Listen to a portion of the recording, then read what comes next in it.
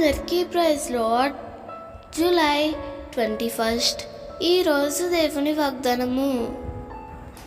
భయపడకుము, నేను నీకు తోడై ఉన్నాను. యెషయా 43:5.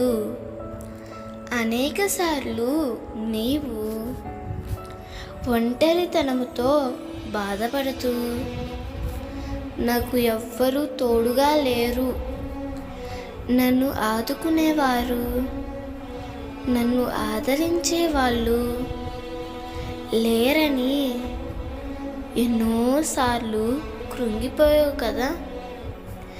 దేవుడు నీతో మాట్లాడుతున్నాడు. నేను నీకు తోడుగా ఉన్నాను, భయపడకు. నీ పరిస్థితులన్నీ మార్చబడబోతున్నాయి.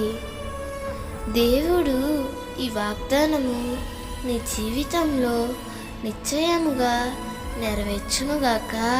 ఆమేన్.